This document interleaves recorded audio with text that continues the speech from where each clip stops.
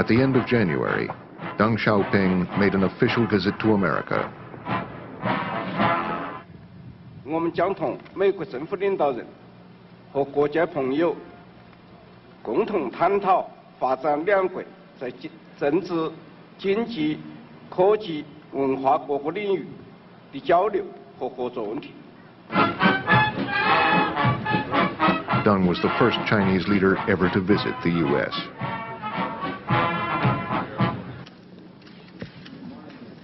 One of the places he wanted to go was the Space Center in Houston.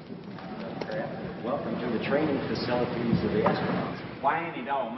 Because he has a very curious mind, and he was most anxious to see all he could see. And then they asked him if he'd like to get in the simulator where he'd manipulate the controls. It was though he in fact was in a spaceship bringing it in to a landing. 200 feet. 100 feet. And the gear are now coming down. And he was so fascinated by that. They had trouble getting him out, and he just wouldn't move because he was so fascinated with it. 40 feet. 20 feet, Fred. Deng Xiaoping knew how to live. Deng loved these activities and was happy to go to them. He had a sense of humor. For example, when we went to the rodeo in Texas, everyone was given a hat. Deng got a kick out of wearing it.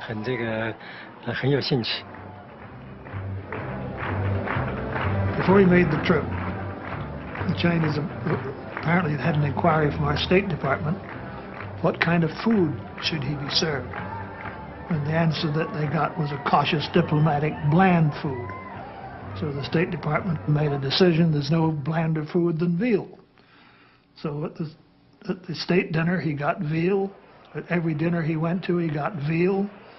When we got to Atlanta, and Governor Busby, then the governor of Georgia, said to him,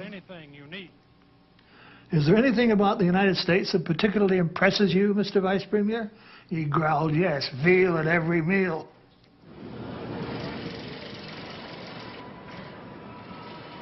Throughout his trip, Deng discussed his ambitious plans to modernize China and make it part of the world economy. One senior American official said everyone who met Deng was amazed at the boldness and sweep of his vision.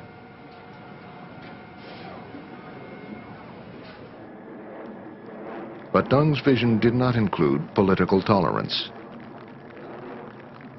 By the time he returned to China in February, the Democracy Wall movement had spread to other cities. Posters at the wall began to make serious criticisms of the Communist Party. When activist Wei Jingsheng warned that Deng was becoming a dictator, Deng ordered Wei arrested.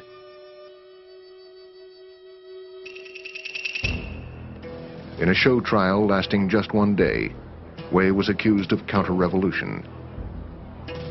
His outspokenness earned him Deng's personal enmity and a harsh sentence of 15 years in prison.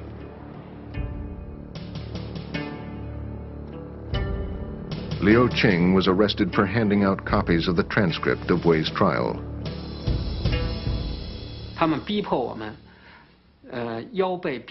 They forced us to sit up straight on small stools.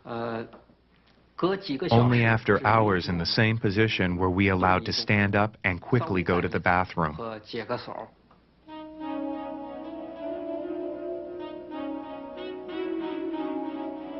For more than 4 years, I was a vegetable.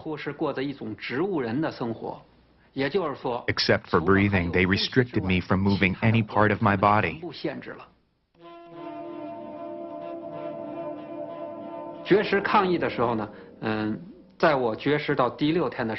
So I decided to go on a hunger strike. On the 6th day, they force-fed me. They strapped me to a chair while more than 10 people held me down.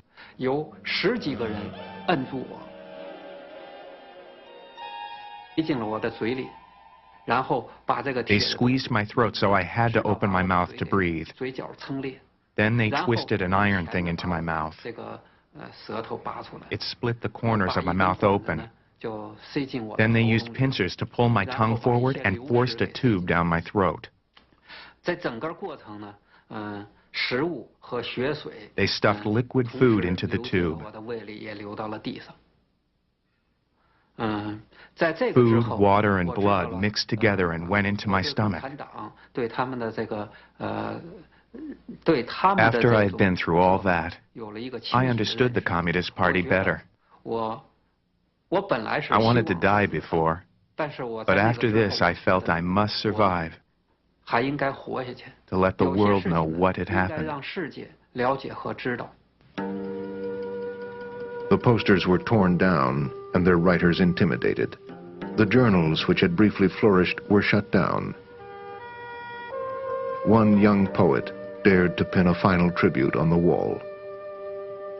My friend, parting time is pending. Farewell, democracy wall. What can I say to you? Should I speak of spring's frigidity? Should I say you are like the withered winter sweet? No. I should instead talk of happiness, tomorrow's happiness, of pure orchid skies, of golden flowers, of a child's bright eyes. We ought to part with dignity. Don't you agree?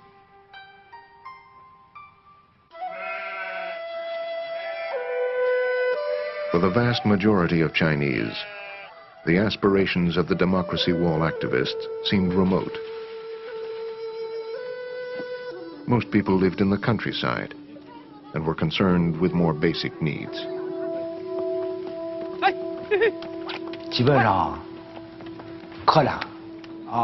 Life was extremely difficult. We had nothing but coarse grain to fill our stomachs, and we barely survived.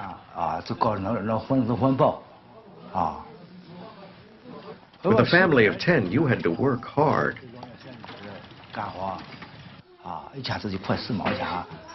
We only had a few cents to live on. I mean, that was really hard.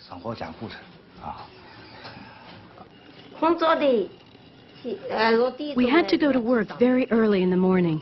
We had to work for 2 hours on an empty stomach.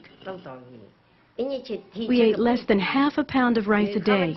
The men hoed the land while women pulled up the seedlings for transplanting. Everybody had to work. You wouldn't get anything to eat if you didn't. Life was so miserable. Peasants led regimented lives in large communes.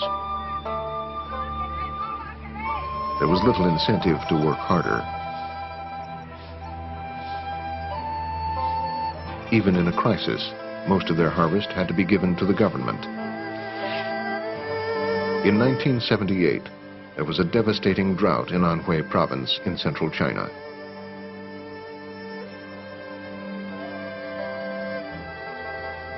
Facing starvation, peasants in one village took a bold step. They stopped communal farming and divided the land among the families. Each household worked with new initiative. For after giving their grain quota to the state, they would keep the surplus crop. The farmers knew that people had done this in the past and gone to jail for it. They promised to look after the families of anyone who got into trouble. And they signed an agreement with their fingertips dipped in blood.